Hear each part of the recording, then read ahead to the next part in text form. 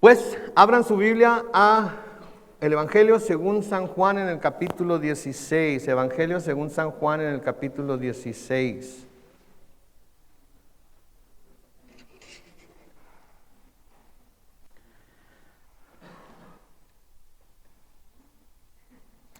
Cuando lo encuentren digan amén, por favor. Muy bien, y como ya parece ser que todos están en esa porción de la Escritura, vamos a orar una vez más. Padre Celestial, bendecimos tu nombre, te damos gracias, Señor, por permitirnos abrir tu palabra y escudriñarla todos juntos. Como siempre, deseamos que sea tu Espíritu Santo el que nos guíe a través de ella, el que abra nuestros ojos, nuestro entendimiento, nos ilumine para que podamos escuchar con claridad las palabras que tienes para nosotros hoy a través de tu palabra. Bendecimos tu nombre, Señor, y lo hacemos en el nombre glorioso de Cristo Jesús. Y la iglesia dice, muy bien, pues hoy comenzamos el capítulo 16 del Evangelio según San Juan. Y en el capítulo 16 el Señor, especialmente en los primeros 4 versículos, aunque también en los últimos versículos lo va a hacer, va a dar seguimiento al pensamiento que empezó a decirles o a presentarles en el versículo 18 del capítulo 15. Si ustedes ven ahí en su Biblia, en el capítulo 15, el versículo 18, les dice, les advierte, les avisa que si el mundo los aborrece, ellos deben de saber que el mundo lo ha aborrecido a él antes que ellos. Entonces tenemos ya desde el principio una advertencia de parte del Señor de que el mundo los va a aborrecer. Pero no se deben de preocupar en sí porque el mundo los aborrezca, porque en realidad no debe de extrañarles que los aborrezca, porque lo aborrecieron a él primero. Entonces, si lo aborrecieron a él, y él es el maestro, él es el Señor, ¿qué creen que van a hacer con los discípulos? ¿Qué creen que van a hacer con los siervos del Señor? La palabra de Dios nos dice muy claramente en el Evangelio de Juan, en el capítulo 7 creo, que ni siquiera sus hermanos creían en él. Hubo un tiempo en el que ni siquiera sus hermanos creían en él. Entonces, si la misma familia de Jesucristo no creyó en él mientras estuvo ministrando aquí en la tierra, entonces, ¿qué esperan ustedes que suceda con nosotros y con el mensaje que nosotros queremos llevar del Evangelio? Lo mismo que él. A menudo el Señor Jesucristo nos dijo que los enemigos del hombre iban a ser los de ¿quién? Los de su propia casa. Entonces a menudo nuestros enemigos como cristianos son personas de nuestra propia casa, de nuestra propia familia. Somos perseguidos, somos criticados, etcétera, etcétera, por nuestra propia familia. Si a él le hicieron eso, ¿qué podemos esperar nosotros? De alguna manera se ha llegado a la conclusión de que Dios quiere puras cosas buenas para su pueblo, y es cierto.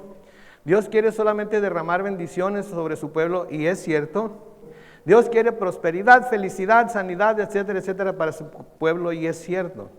Pero a menudo vamos a sufrir persecuciones, vamos a sufrir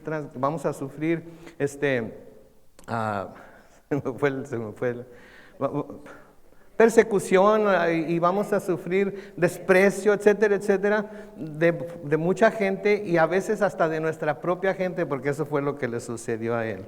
En el versículo 1 del capítulo 16, noten cómo les sigue de alguna manera tratando de comunicar este mensaje. En el capítulo 1 del versículo 16 les dice, les he dicho estas cosas para que no tengan tropiezo. Todo lo que les ha estado diciendo de nuevo es lo que se considera el mensaje de despedida de Jesús a sus discípulos. Y más que una despedida es una información que les está dando acerca de lo que pueden esperar que suceda una vez que Él no esté. Porque es diferente, va a ser diferente cuando Él ya no esté. Es como, yo no sé si ustedes han ido alguna vez a alguna conferencia evangelística, o conferencia para matrimonios, o conferencia, qué sé yo, de discipulado, lo que sea. O un retiro espiritual. Nos pasamos una semana en esa conferencia, en ese retiro, y sentimos que estamos recibiendo, estamos fortaleciéndonos y descubrimos cosas nuevas acerca de las Escrituras, y los mensajes nos llegan al corazón y pensamos, sí, eso es verdad, eso es amén, eso es lo que tengo que hacer, etcétera, etcétera.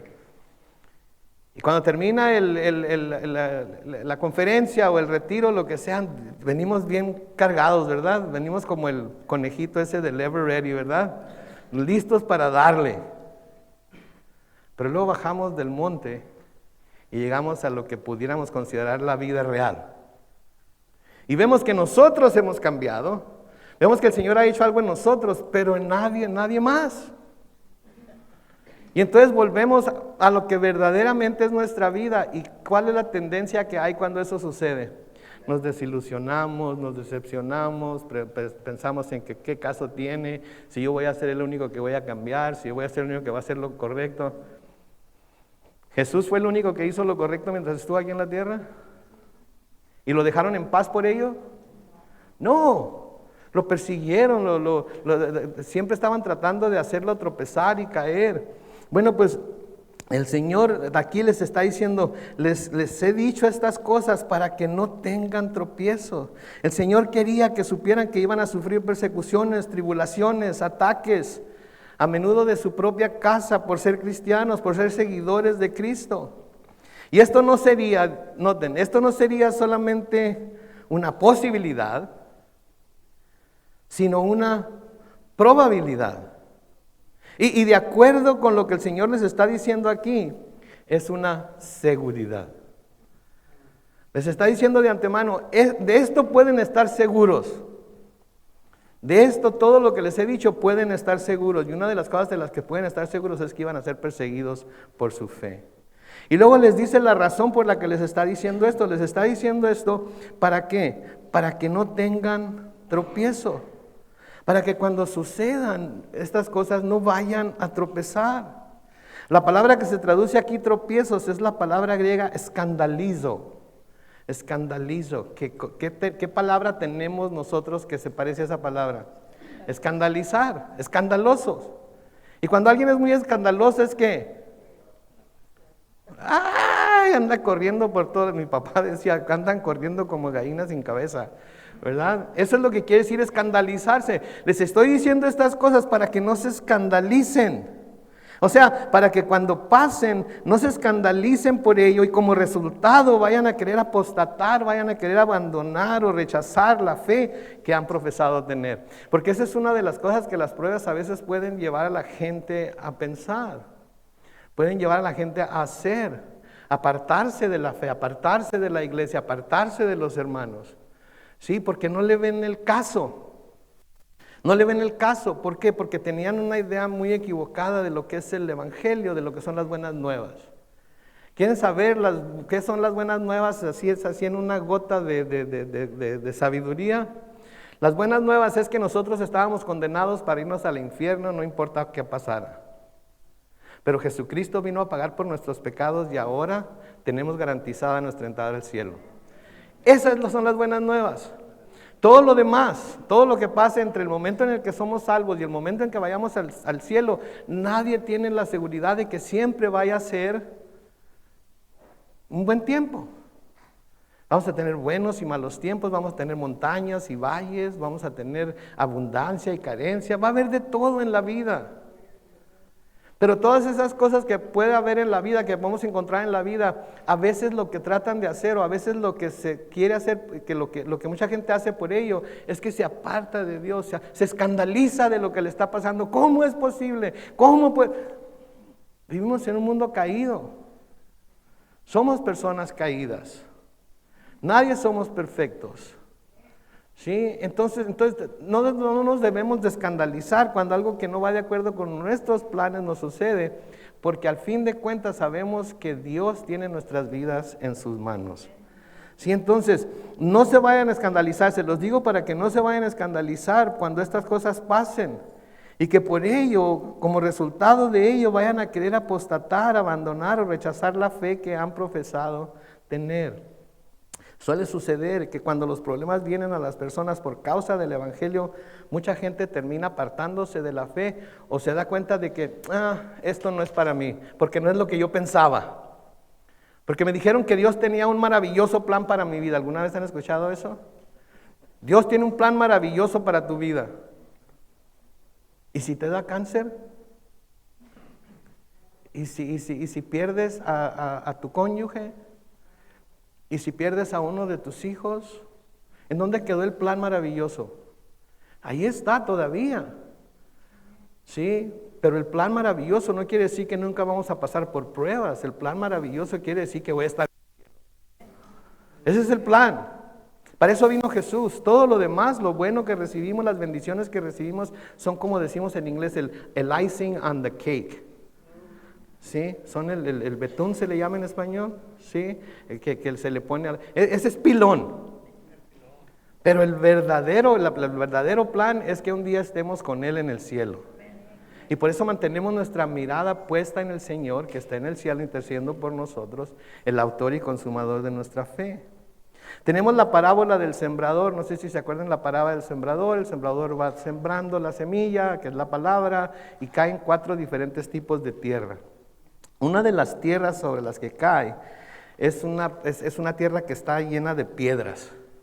Sí, y la semilla cae en esa tierra, y en Mateo capítulo 13, los versículos 20 y 21 se nos dice que el que oye la palabra es la semilla sembrada entre las piedras, que en ese momento la recibe con gozo, pero su gozo dura poco por tener poca raíz. Y al venir la aflicción o la persecución por causa de la palabra, ¿qué hace? Se malogra. Dice, se malogra, no produce el fruto que se suponía que iba a dar. ¿Por qué? Porque en cuanto siente el calor del sol, en cuanto siente el calor de las pruebas, en cuanto siente la persecución por su fe, en cuanto pasa algo que no va de acuerdo con lo que él o ella tenía planeado en su plan perfecto para su vida, dejan de seguir al Señor, se apartan. A muchos vuelven, gloria a Dios, ¿verdad? Porque finalmente se dan cuenta, bueno, esto es lo que Dios tiene para mí, entonces tengo que confiar en que Él va a hacer la obra en mí a través de esto, o va a hacer la obra en alguien a través de esto, o me va a fortalecer para soportar esto. Pero vuelven o se mantienen ahí porque en realidad han creído al Señor. Y no hay nada ni nadie que los vaya a apartar del amor de Dios que es en Cristo Jesús. ¿Sí? Ahora, esto que nos está diciendo el Señor aquí, o que les está diciendo a ellos el Señor aquí, está incluido en las Escrituras para nosotros también. Para nosotros también, porque en nuestro tiempo también pueden pasar estas cosas. Y así no podemos entonces deducir que si como sus palabras, así como sus palabras les ayudaron a ellos a no caer, estas nos ayudarán a nosotros a permanecer firmes también cuando enfrentemos las mismas situaciones que ellos tuvieron que enfrentar. Entonces el Señor nos dice esta mañana, les he dicho estas cosas, todo lo que nos ha dicho hasta ahorita, para que no tengan tropiezos, para que cuando sucedan no se vayan a escandalizar, para que cuando sucedan no vayan, lo primero que vayan a querer hacer es tirar la toalla. Manténganse firmes a pesar de todo ello. Enseguida les dice la clase de tormentas, persecuciones y aflicciones por las que van a tener que pasar. Noten en el versículo 2. Ustedes serán expulsados de las sinagogas, y llegará el momento en que cualquiera que los mate pensará que rinde un servicio a Dios. Ok, la cosa se está poniendo más triste todavía, ¿verdad? La cosa se está poniendo más difícil todavía. Porque ahora les está diciendo que va a haber quienes los van a querer matar. Y los que los maten, lo que quiere decir que iban a morir por su fe, iban a hacerlo pensando que le estaban rindiendo un servicio a Dios. ¿Sí? Un par de cosas aquí. Primero, el ser expulsado de la sinagoga se refiere a la excomunión o a ser excomulgados. Los que vienen de la iglesia tradicional en México saben lo que quiere decir ser excomulgado, ¿verdad? ¿Qué quiere decir ser excomulgado? Ser echado de la fe, echado de la iglesia, ¿sí? Por hereje, ¿sí? Porque te hiciste aleluya. No, no es cierto. No sé si hay gente excomulgada porque se haya hecho aleluya, pero he visto algunos de los comentarios que ponen en el video de nuestro hermano Cipriano, que por 20 años fue un sacerdote y luego se convirtió al cristianismo y se hizo pastor de una iglesia bautista. Y tenemos el video de su enseñanza en nuestro canal de YouTube, si lo quieren ir a ver. Es el más popular de todos, tiene más de 300,000 vistas ahí. Y veo las cosas que a veces algunas personas que son de esa iglesia dicen acerca de él y cómo lo atacan. Y el hermano ya está en el cielo, ya no le importa absolutamente nada de lo que le digan. Pero podemos ver la forma en la que son atacados, ¿verdad? Entonces es lo que quiere decir, se refiere a la excomunión o a ser excomulgados. Y esto era algo que todo judío devoto temería. Temería que le sucediera porque significaría estar desconectado de la herencia que los judíos consideraban tan preciada que habían recibido por medio de la promesa que Dios le había hecho a Abraham. ¿Sí? Y esta era una amenaza muy real a todos los primeros cristianos judíos. Sí, tuvieron que afrontarla y los judíos siguen afrontando esta amenaza. Porque si un judío se convierte al cristianismo, es echado fuera de su casa, no es admitido en sinagogas, queda totalmente cortado toda comunicación con la familia.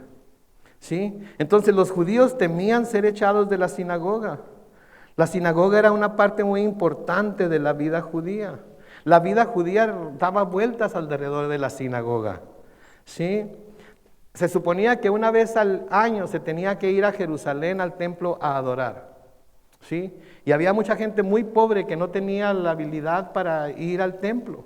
Entonces, si una vez al año se iba al templo a adorar, las otras 51 semanas, si es que en aquel tiempo tenían 52 semanas, las otras 51 semanas, el lugar en donde se reunían era en la sinagoga.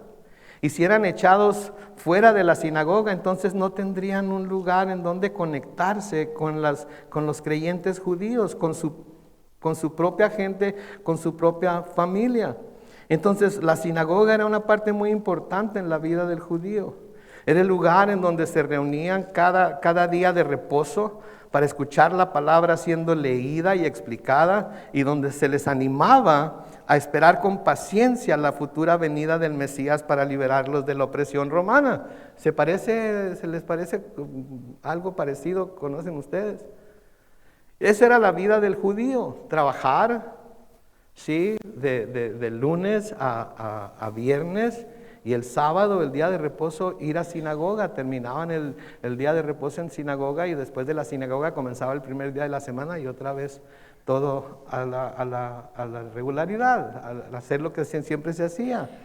¿Sí? Entonces, esa era una de las razones primordiales por la que las sinagogas eran necesitadas. Leer la palabra, se reunían para poder estudiarla juntas, animarse unos a otros y esperar con paciencia la futura venida del Mesías para liberarlos de la opresión romana. Entonces, eso se parece mucho a la iglesia, ¿no es cierto? Porque eso es lo que hacemos nosotros. Para nosotros es importante reunirnos cada semana. Es importante vernos todos cada semana. Estar reunidos en el nombre de Jesús y saludarnos y darnos un abrazo y animarnos los unos a los otros, orar los unos por los otros. ¿Sí? Hablar de cómo nos está yendo, hablar de los problemas que tenemos, de las aflicciones por las que estamos pasando, y poner en las manos de nuestros hermanos lo que nos está pasando para que oren por nosotros, así como hemos estado orando por hermanos y hermanas que se encuentran o se han encontrado enfermos o enfermas, así como oramos por Jorge cuando comenzó el servicio. Sí, esa es la razón de estar aquí reunidos. Entonces, para nosotros es importante reunirnos cada semana para adorar a nuestro Dios y Señor Jesucristo, nuestro Mesías, el verdadero Mesías. Y nos reunimos para estudiar su palabra y ser animados a seguir sus enseñanzas, pase lo que pase, mientras estamos aquí en la tierra esperando con paciencia que Él vuelva por nosotros para llevarnos al cielo. Y por eso tratamos de mencionar esto cada vez que nos reunimos. Para que cuando salgamos de aquí, salgamos con la esperanza de que en cuanto salgamos, el Señor nos va a arrebatar y nos va a llevar al cielo. Y ya no vamos a tener que levantarnos temprano mañana, ya no vamos a tener que ir a trabajar, ya no vamos a estar enfermos, ya vamos a estar completamente sanos y fuertes y transformados en ese ser glorioso para el que nos creó el Señor para ser. Amén. Entonces, para ellos ser echados de la sinagoga sería como nosotros, como si alguien de nosotros lo descubriéramos en algún pecado y decidiéramos, ¿sí?, que lo vamos a pasar al frente, y como disciplina vamos a decir cuál es su pecado, y vamos a decirle a toda la congregación de que esta persona ya no es bienvenida en esta iglesia ni en ninguna otra iglesia. Y si alguien nos llama o nos pide referencia acerca de esta persona, no esperen una buena referencia. A eso equivalía que ellos fueran echados de la sinagoga. A propósito, nunca haríamos eso, ¿ok? Nunca haríamos eso, ¿ok? Porque lo que el Señor Jesucristo vino a enseñarnos es que si alguien pega contra nosotros, vayamos nosotros y ellos solos y expongamos nuestra queja o que ellos expongan la suya y busquemos reconciliarnos con la persona y restaurar a la persona, ¿verdad? Pero eso era lo que los judíos tenían que pasar. Entonces ser echados de la sinagoga era serio, porque cuando esto pasaba la persona quedaba excluida de la vida religiosa de la comunidad. Y esto significaba que nadie podía tener ningún trato con ellos y por eso temían ser echados de ella. Por eso temían ser echados de ella. Y lo vemos, por ejemplo, ¿se acuerdan el hombre ciego que el Señor Jesús sanó en el capítulo 9 de Juan?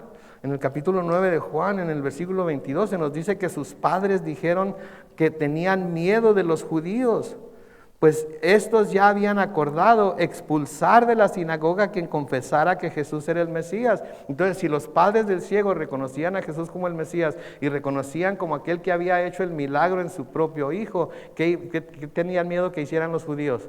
Que los echaran de la sinagoga. Entonces prefirieron quedarse callados que ser echados de la sinagoga.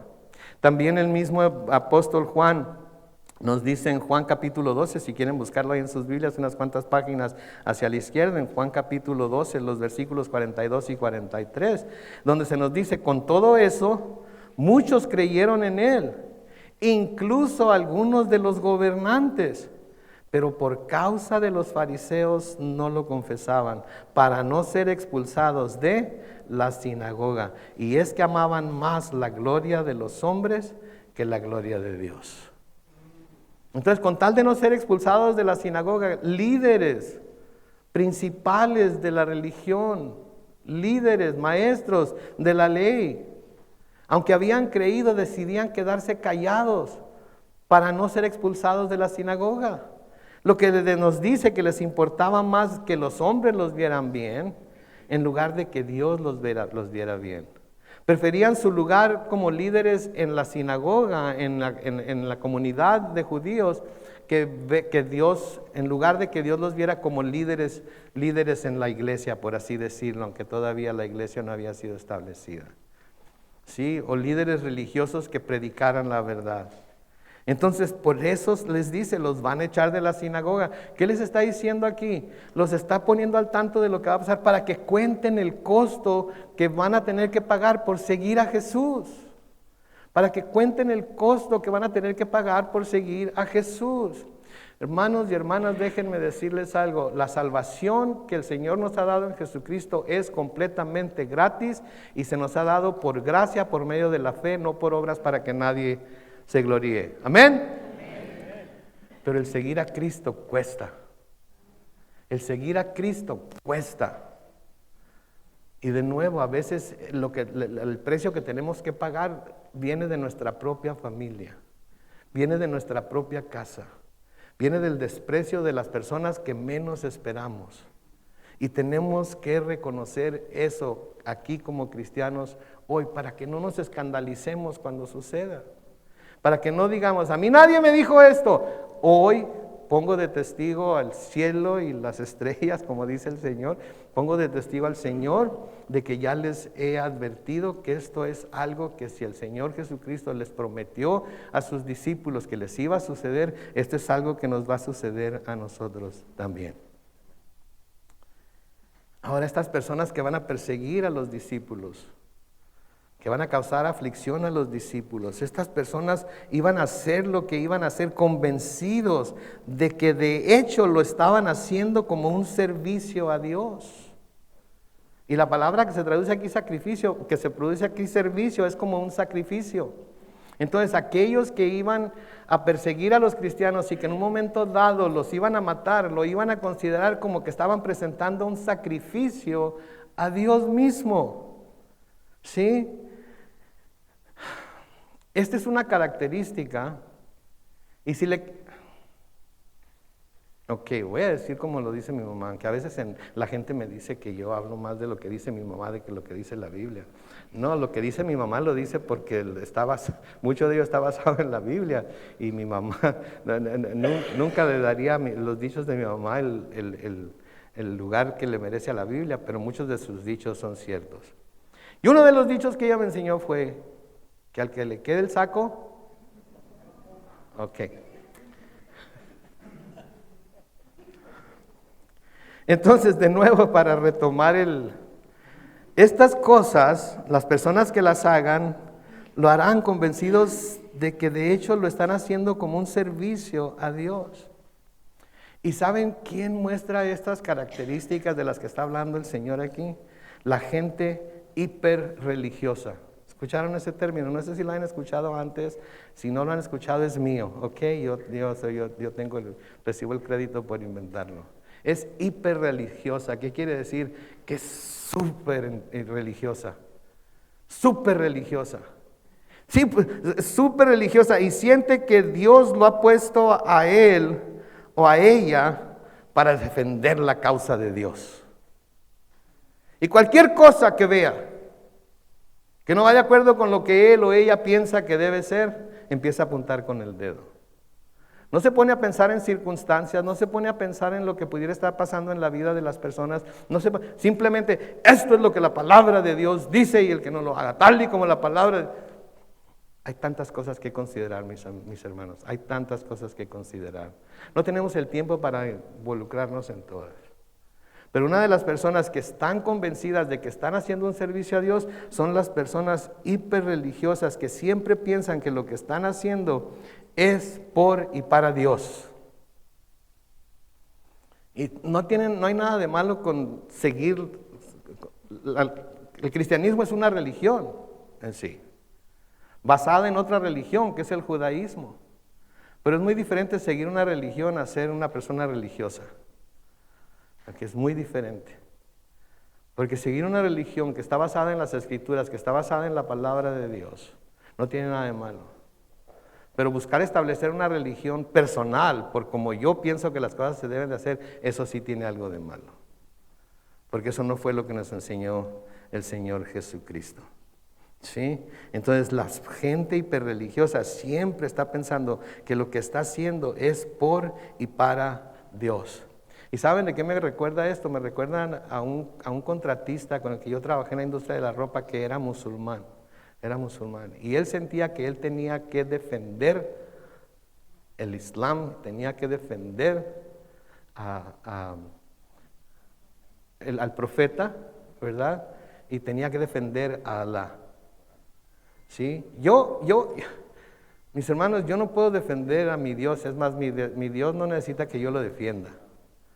Puedo defender mi fe, puedo dar una explicación de por qué creo lo que creo, pero yo no tengo por qué defender a Dios. Dios hace muy buen papel de defenderse a sí mismo por sí solo. ¿Sí? Y si yo voy a seguir a un Dios que yo tengo que defender, entonces, ¿para qué quiero Dios?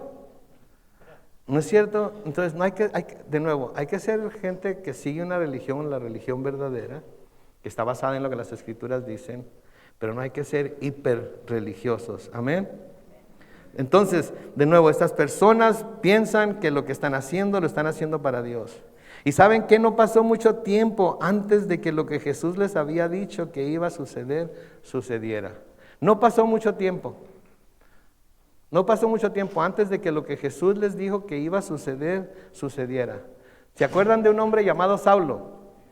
Sí se acuerdan, ¿verdad? Porque lo llamamos Pablo tanto que se nos olvida que en un tiempo fue Saulo. Pero en Hechos capítulo 8, los versículos 1 al 3, se nos dice esto de Saulo. Saulo estuvo de acuerdo con la muerte de Esteban. ¿Se acuerdan quién es Esteban, verdad? Que fue muerto apedreado en los escalones del templo, etcétera, etcétera. Y ese día se desató una gran persecución contra la iglesia que estaba en Jerusalén. Y muchos se dispersaron por las tierras de Judea y de Samaria. Curioso las próximas 3 palabras, menos los apóstoles. ¿Saben qué nos dice esto? Que muchos de los discípulos, cuando salieron por todas las tierras de Judea y todas esas tierras, empezaron a predicar el evangelio.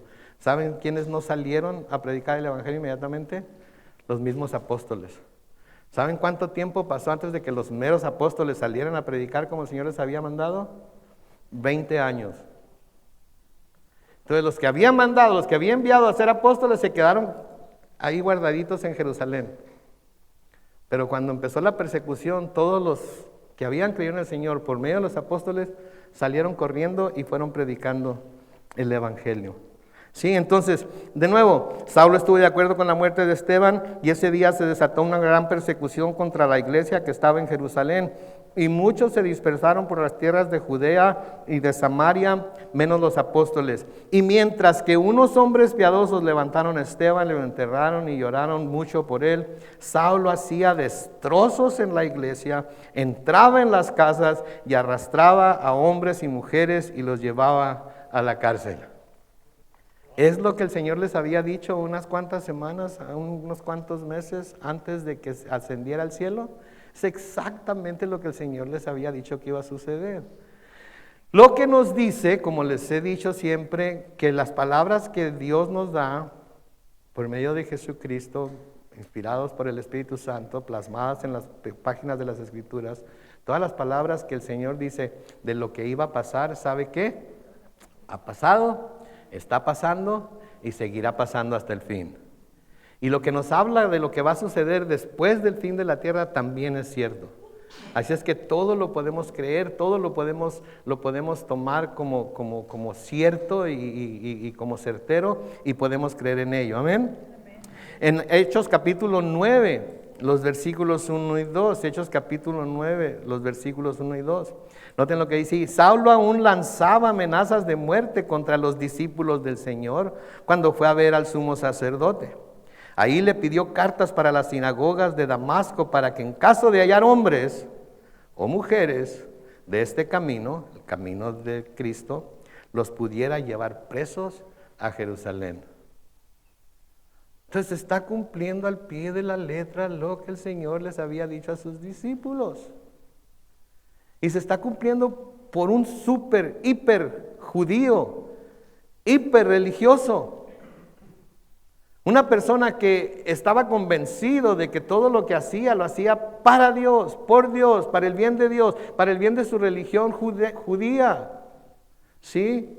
Porque esa es la razón por la que Pablo hacía lo que hacía. Cuando Pablo finalmente da su testimonio acerca de lo que había pasado con él, en Hechos capítulo 26, los versículos 9 al 11, dice Pablo hablando aquí: reconozco haber creído, noten, que era mi deber hacer cualquier cosa en contra del nombre de Jesús de Nazaret. ¿Era qué? ¿Por qué? Porque era judío. Y era para él su razón de ser es defender la religión judía y defender al Dios judío. Y él creía que con hacer esto contra el nombre de Jesús de Nazaret estaba defendiendo a su Dios, estaba defendiendo su religión, por tanto se justificaba a sí mismo por hacer lo que estaba haciendo. Porque era hiperreligioso. Versículo 10. De Hebreos 26 dice: y eso mismo hice en Jerusalén con la autoridad que me dieron los principales sacerdotes. Puse en la cárcel a muchos de esos santos y hasta llegué, noten, a aprobar su muerte. Este es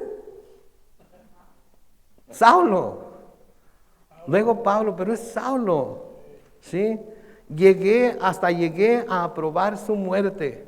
A estar de acuerdo con la... O sea que Saulo, si nos hubiera conocido a nosotros en su estado de hiperreligioso, hubiera dicho: mátenlos a todos, denles cuello a todos. Quizás hasta nos haría que decidiéramos aquí mismo: ¿crees en Cristo o renuncias a su nombre? Y conforme fuéramos diciendo lo que creíamos, se nos mataba o no.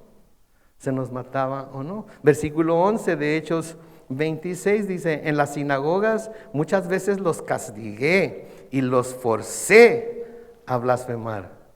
Tan furioso estaba yo contra ellos que los perseguí aún en las ciudades extranjeras. Ande pues. ¿Sí? Todo lo que el Señor les dijo es lo que les pasó inmediatamente después de que Él ascendió al cielo, se predicó el Evangelio, después del Pentecostés, etcétera, etcétera, y todo empezó a suceder tal y como Él se los había dicho. Pero ¿qué sucedió con Saulo? Por la gracia de Dios, por la misericordia de Dios, pasó de ser el perseguidor de la iglesia a ser ministro del Evangelio y eventualmente pasó a ser perseguido por causa del nombre de Cristo y su iglesia. Porque después de que pasó todo eso, se cambió el nombre, ¿se acuerdan? Y se puso por nombre Pablo. Y sufrió Pablo lo que no nos imaginamos nadie, pero nos da una lista de lo que tuvo que sufrir por causa del Evangelio. ¿Sí?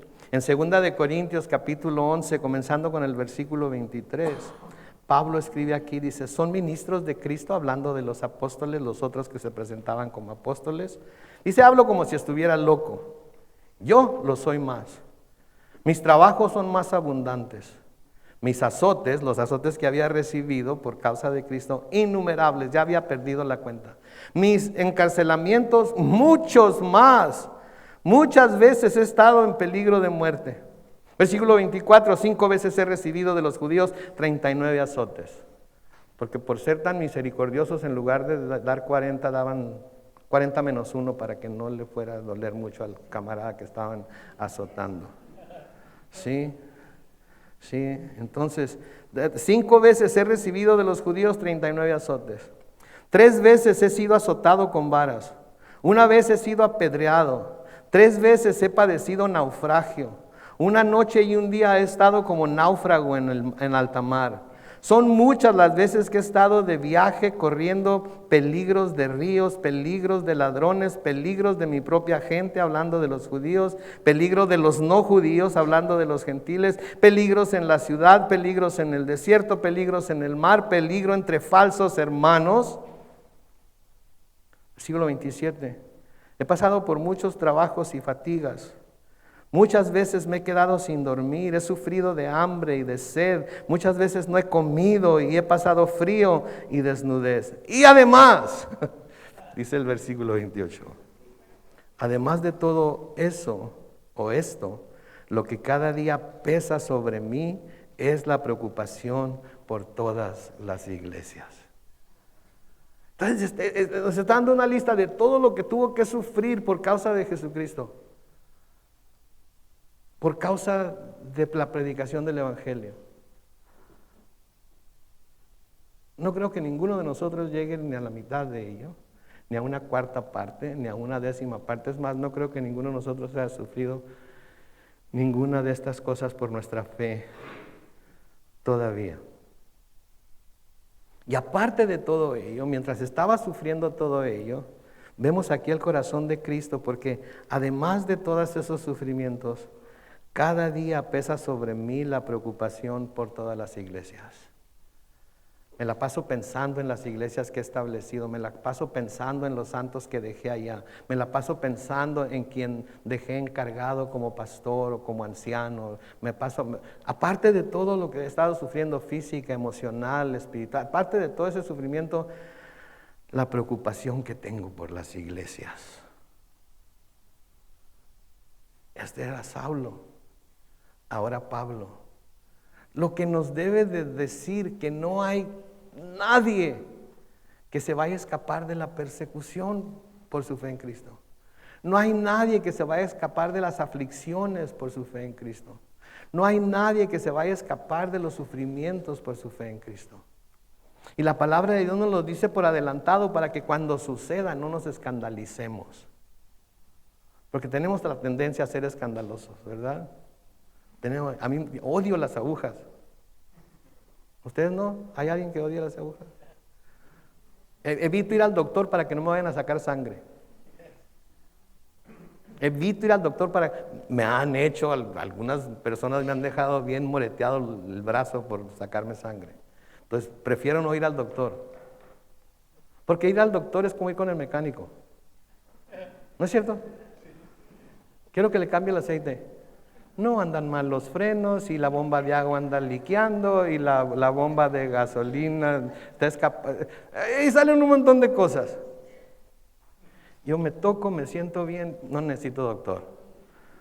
Porque a lo mejor voy y le están fallando los riñones y tiene alta la presión y estoy bien. No tengo ninguna enfermedad crónica más que las propias de la edad, etcétera, etcétera. Pero si se enferman, no se me acerquen, por favor, hablen por teléfono. Porque a mi edad una influenza, un COVID o algo puede ser fatal. Y aunque me quiero ir al cielo lo más pronto posible, no quiero estar, lo que le temo es a estar en el hospital y estar entubado y todo eso. Así es que si notan que estoy enfermo, llévenme a mi casa, enciérrenme en mi cuarto y déjenme ahí hasta que no oigan que se oye ningún ruido. Pero en fin, no hay persona que se vaya a escapar. Pasó con los discípulos, pasó con Pablo, pasó con los que vieron después de Pablo. Está pasando en diferentes partes del mundo ahorita. Nosotros somos pero tan bendecidos de vivir en un lugar en donde esto lo podemos hacer libremente sin tener temor a que van a entrar unos soldados o policías por la puerta y van a querer comprobar quiénes verdaderamente son cristianos y quiénes no, para que los que nieguen su fe se puedan ir, pero los que no nieguen su fe se queden y sufran las consecuencias, ¿verdad? Entonces Saulo, esto era lo que hacía. Pablo también sufrió la persecución. Y noten lo que Pablo le manda decir o le escribe a su hijo en la fe, Timoteo, en 1 de Timoteo capítulo 1, los versículos 12 al 17. Noten lo que le escribe. Doy gracias a Cristo Jesús nuestro Señor, que me fortaleció porque me consideró fiel al ponerme en el ministerio. Aun cuando yo antes había sido blasfemo, perseguidor e injuriador, pero fui tratado con misericordia, porque lo hice, ¿por qué? Por ignorancia en incredulidad. Pero la gracia de nuestro Señor fue más abundante con la fe y el amor que es en Cristo Jesús. Esta palabra es fiel y digna de ser recibida por todos. Cristo Jesús vino al mundo para salvar a los pecadores, de los cuales yo soy el primero. Pero por esto fui tratado con misericordia, para que en mí, el primer pecador, Jesucristo mostrara toda su clemencia para ejemplo de los que habrían de creer en Él para vida eterna. Por tanto, al Rey de los siglos, al inmortal e invisible, al único y sabio Dios, sean el honor y la gloria por los siglos de los siglos. Y la iglesia dice...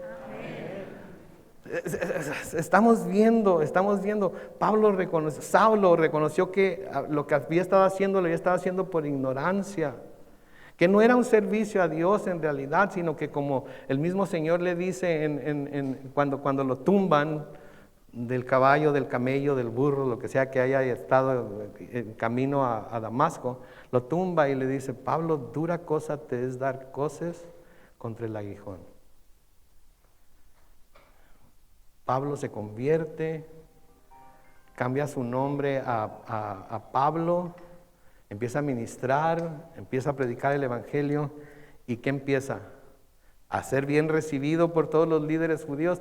Mira, este es uno de los nuestros que estudió con Gamaliel, que estuvo en las mejores escuelas judías, que conoce la ley al revés y al derecho. Mira, si él se convirtió, entonces nosotros también deberíamos convertirnos. ¿Eso fue lo que hicieron?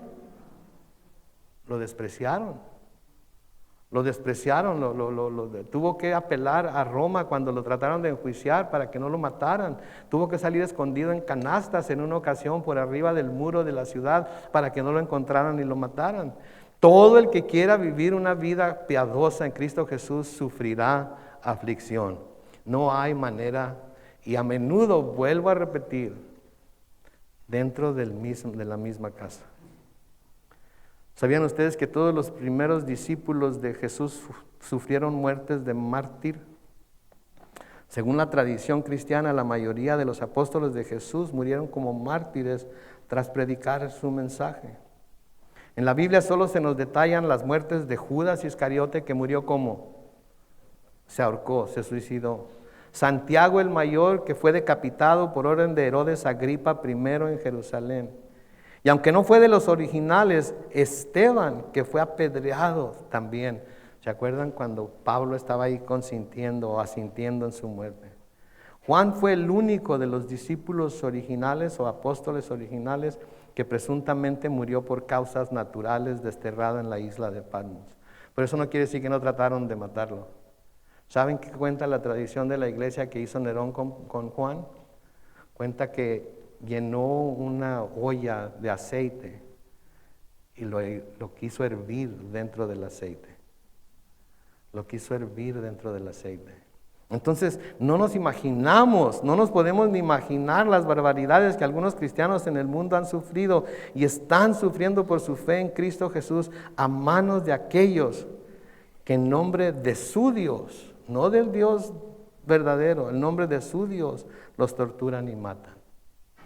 Hablando acerca de aquellos que habían sufrido persecución por su fe, entre quienes ahora se puede contar a los seguidores de nuestro Señor Jesucristo. Se nos dice en lo que se considera el capítulo del Salón de la Fama de la Fe, en Hebreos capítulo 11, los versículos 33 al 40, se nos dice que por la fe conquistaron reinos, impartieron justicia, alcanzaron promesas, taparon bocas de leones y otros no las pudieron tapar.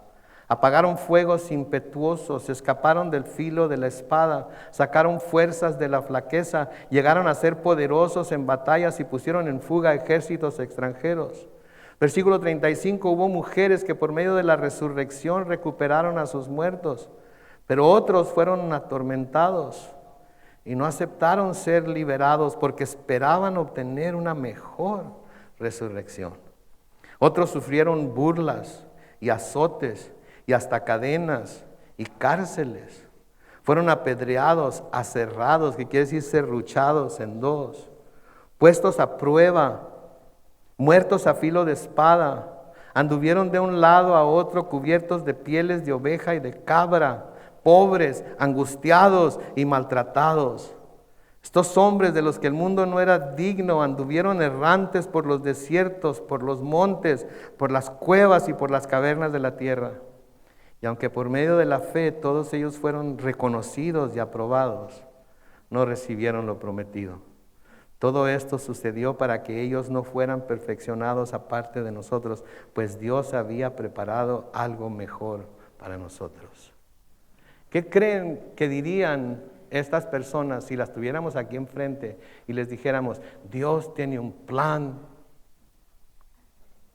precioso para tu vida? ¿Qué creen que dirían? ¿Qué pensarían? Y mis hermanos, no estoy diciendo que no debemos creer en que Dios tiene un plan maravilloso para nuestra vida, claro, sí, pero dentro de ese plan, por el mundo en el que vivimos y por cómo somos, va a haber dificultades.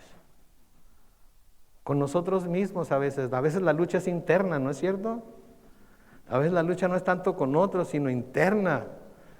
Estamos agarrándonos nosotros, sí, no, quizás, a lo mejor, quién sabe, pero, ¿y cuándo? Y tenemos que tener esto en cuenta, ¿sí?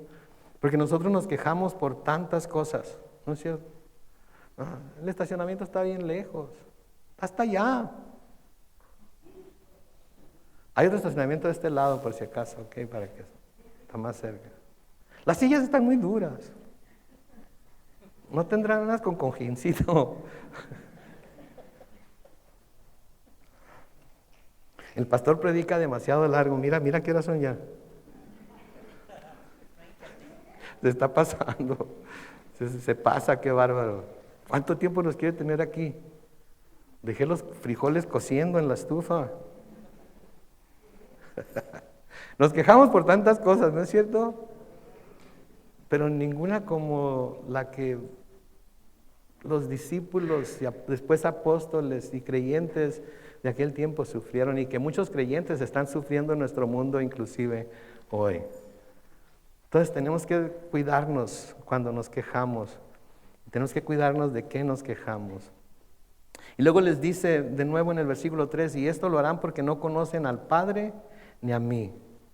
Todas estas personas han sido perseguidas y hasta muertas por personas que pensaban que lo que estaban haciendo que lo estaban haciendo como un servicio a Dios, pero en realidad lo estaban haciendo por el Dios o por un Dios que ellos mismos se habían y en nuestros días han creado en su propia mente.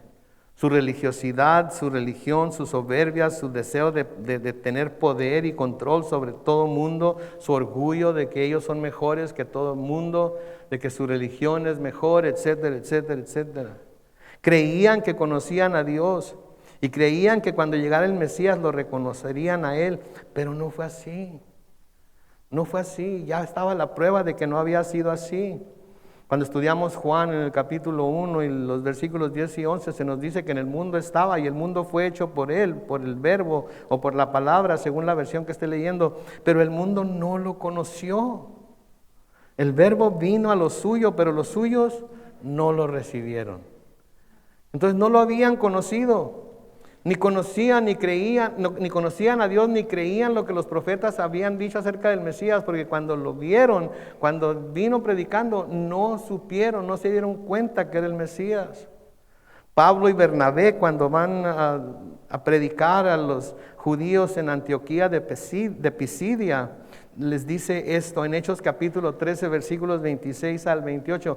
Hechos capítulo 13, versículos 26 al 28. Sepan ustedes, les dice Pablo, hermanos descendientes de Abraham, o sea que estaba hablando a los judíos, y todos ustedes, los que honran a Dios, que este mensaje de salvación ha sido enviado a nosotros como judíos. Los habitantes de Jerusalén y sus gobernantes, noten, no reconocieron a Jesús ni lo que dijeron los profetas, lo cual se lee en los días de reposo, pero dieron cumplimiento a esas palabras al condenar a Jesús, y aunque no encontraron en él nada que mereciera su muerte, le pidieron a Pilato que lo matara. ¿Por qué? Porque no lo conocían, porque no conocían a Dios, porque no creyeron lo que los profetas decían, aunque se leían los profetas todos los días de reposo, lo que quiere decir que estaban leyendo y leyendo y leyendo las escrituras, leyendo y leyendo y leyendo la ley, estudiando las profecías, y cuando finalmente se manifiesta el Mesías delante de ellos, ¿qué pasa? No lo quieren reconocer. ¿Por qué? Porque no conocían a Dios ni lo conocían a Él. Y así hay mucha gente. Tiene conocimiento acerca de Dios, pero no conoce a Dios en realidad. Tiene conocimiento acerca de quién es Cristo y lo que Él hizo y sigue haciendo, pero no conoce a Cristo en realidad. Versículo 4 dice, pero les he dicho estas cosas para que cuando llegue ese momento se acuerden de que ya se lo había dicho. Otra vez reitera lo mismo. Les he dicho estas cosas para que cuando llegue, porque va a llegar, no es por si acaso llega, no es para en caso de que vaya a llegar. Todas estas cosas de las que estamos hablando, persecución, aflicción, etcétera, van a llegar en nuestra vida. Algunos de nosotros ya las hemos sufrido, algunos de nosotros las estamos sufriendo todavía. Han llegado, entonces se los estoy diciendo para que cuando llegue ese momento, cuando llegue esa hora, cuando tengan que pasar por todas estas cosas, se acuerden de que ya se lo había dicho. Se los digo por adelantado, para que cuando suceda no los agarre por sorpresa. No se los había dicho antes porque aún estaba con ellos, como vamos a ver más adelante. Y de alguna manera su presencia física les confortaba. Es como estar en el retiro, ¿no es cierto? El estar en el retiro, en la montaña, con todos en un mismo sentir, un mismo corazón, etcétera, etcétera. Está todo tranquilo, ¿sí? Está todo tranquilo. Así mientras Él estuvo con ellos, su presencia física los confortaba.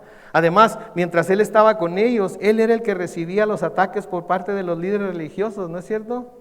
Se dirigían a Él le hacían las preguntas, a Él todo con Él. Maestro,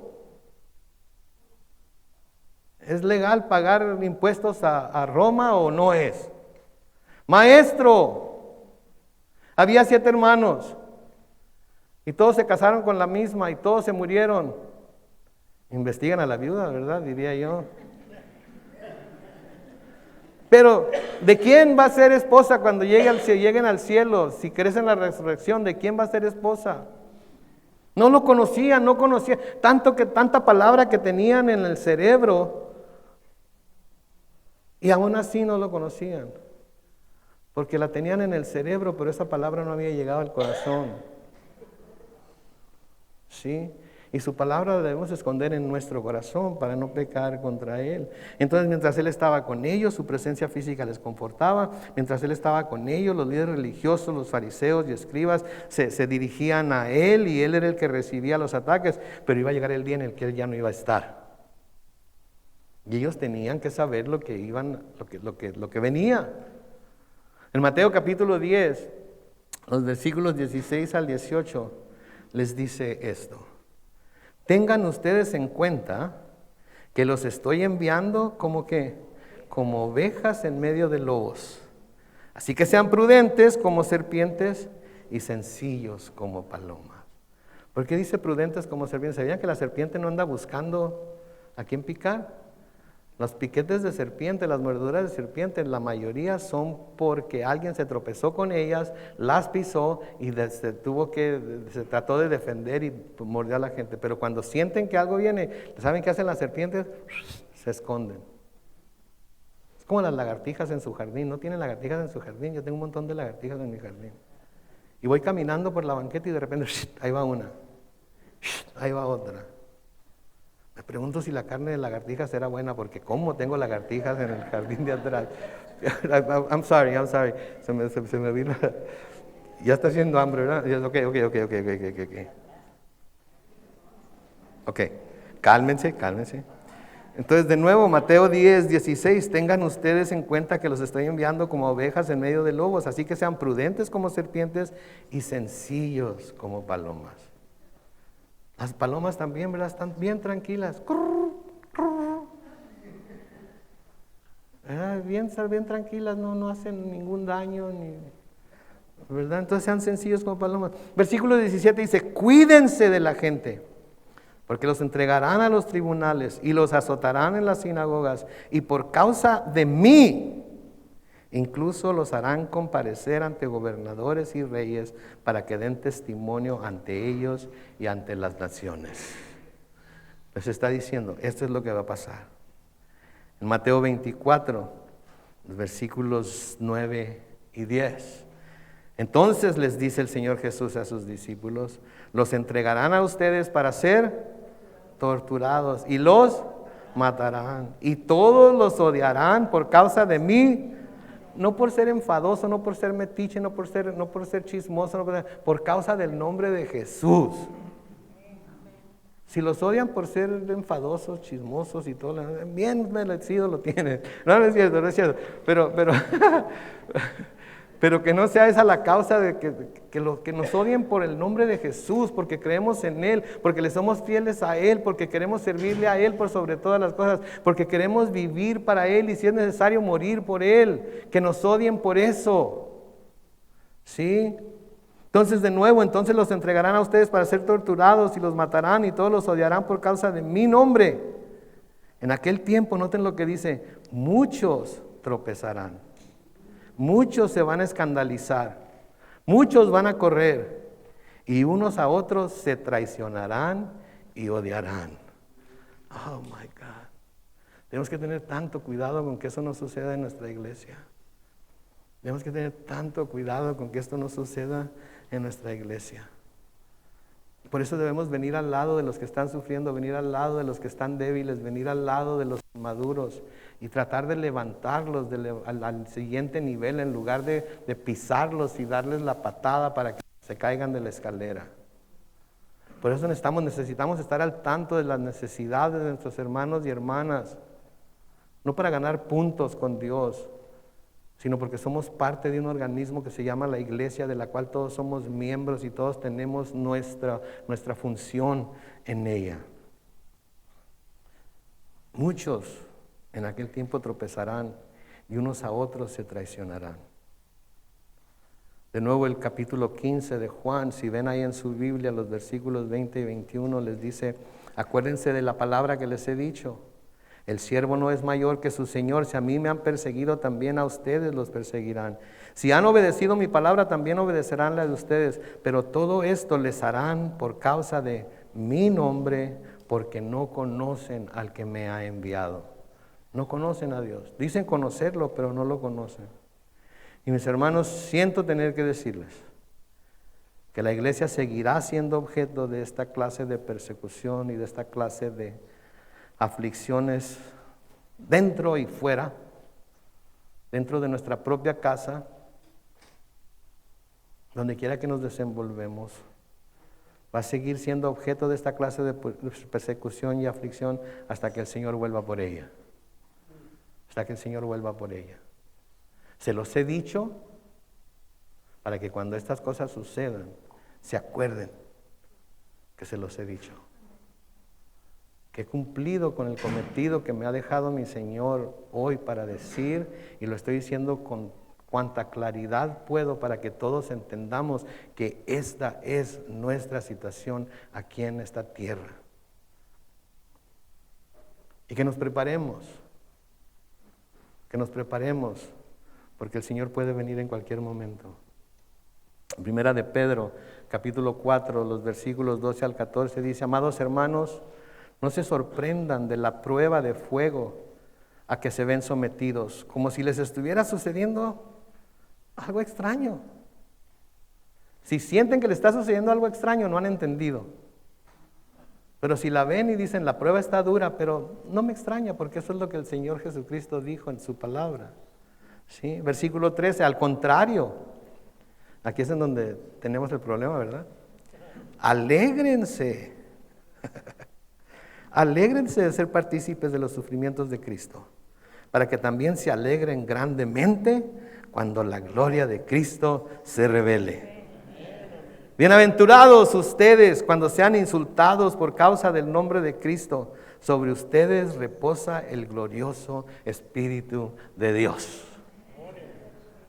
Sobre ustedes reposa el glorioso Espíritu de Dios. Vayámonos a casa con ese pensamiento, que sobre nosotros reposa el glorioso Espíritu de Dios. Un Dios que conocemos y lo hemos llegado a conocer porque conocemos a Jesucristo, y conocemos a Jesucristo por lo que nos dice su palabra, y mientras nos mantengamos en su palabra vamos a seguir siendo iluminados, lavados, purificados, etcétera, etcétera, etcétera, siendo preparados por el Espíritu Santo para la aparición de nuestro Señor. Amén. Por último, en Primera de Pedro, capítulo 5, los versículos 6 al 11, noten lo que dice aquí. Por lo tanto, muestren humildad bajo la poderosa mano de Dios, para que Él los exalte a su debido tiempo. Sí, quizás ahorita estamos siendo humillados, sí, quizás ahorita estemos caídos, sí, pero va a llegar el momento en el que el Señor nos va a exaltar de nuevo. Y vamos a poder dar testimonio de su bondad y de su misericordia y de su gracia. Y vamos a decir, de esto también me libró el Señor. Versículo 7 dice, descarguen en Él todas sus angustias, porque Él tiene cuidado de ustedes. ¿Cuántas angustias? Porque Él tiene cuidado de ustedes. Sean prudentes, manténganse atentos, porque su enemigo es el diablo, y él anda como un león rugiente buscando a quien devorar. Versículo 9, pero ustedes manténganse firmes y háganle frente. Sepan, escuchen esto, que en todo el mundo sus hermanos están enfrentando los mismos sufrimientos. No somos los únicos, aunque a veces pensamos que somos los únicos. En todo el mundo nuestros hermanos están pasando por los mismos sufrimientos. Versículo 10, pero el Dios de toda gracia, que en Cristo nos llamó a su gloria eterna, los perfeccionará, afirmará, fortalecerá y establecerá después de un breve sufrimiento.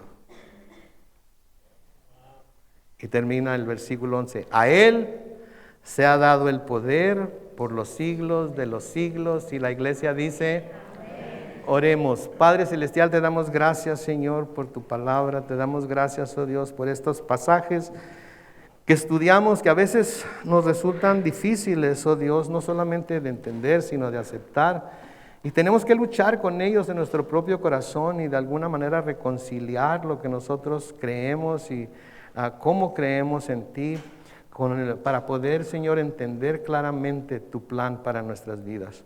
Sabemos que quieres lo mejor para nosotros, sabemos que quieres cosas buenas para nosotros, sabemos que podemos ir a ti, confiar en tu bondad y tu misericordia para que nos des esas cosas buenas. Tú mismo nos dijiste en tu palabra que si nosotros siendo malos sabemos dar buenas cosas a nuestros hijos, cuánto más nuestro Padre que está en los cielos no nos dará todas las cosas también juntamente con Él. Así es que hoy, Señor, nos ponemos en tus manos. Hoy, Dios poderoso, Dios del cielo, Dios eterno, Dios que todo lo puede, Dios que tienes cuidado de cada uno de tus hijos y de tus hijas. Ahorita, Señor, nos ponemos en tus manos, estemos pasando por lo que estemos pasando, convencidos de que sí, tu plan es llevarnos al cielo y va a ser maravilloso, pero convencidos de que mientras estemos aquí en la tierra vas a ser con nosotros, nos vas a fortalecer, nos vas a arraigar, nos vas a ayudar, Señor, a que permanezcamos fieles a tu nombre, pase lo que pase. Ayúdanos, Señor, a no estar siempre buscando razones para no creer, razones para escandalizarnos y huir, sino razones para permanecer fieles a ti, porque fiel eres tú que nos llamaste y fiel eres tú que comenzaste la buena obra en nosotros y fiel eres tú que la terminarás también. Con todos los ojos cerrados y los rostros inclinados ahí en donde están, vayan ahorita, tienen la oportunidad de ir delante de Dios. Y si hay alguna queja, si hay alguna situación por la que han estado o con la que han estado luchando, clamen a Dios y digan, Señor, entiendo que voy a pasar por aflicciones, pero Padre Santo, me pongo en tus manos, ayúdame, Señor, ayúdame, oh Dios. Ayúdame a creer en ti, a confiar en ti, a esperar en ti, Señor. Todo lo que tenga que esperar, todo lo que tenga que confiar. En mis momentos de mayor dolor, en mis momentos de mayor ansiedad, ayúdame a poner todas mis cargas sobre ti, sabiendo que me amas y quieres cuidar de mí. Padre Celestial, te bendecimos. Te damos la honra y la gloria. Y te agradecemos que a través de tu palabra nos fortalezcas y nos des ánimo para seguir adelante. Pase lo que pase. Nos encomendamos a ti, oh Dios.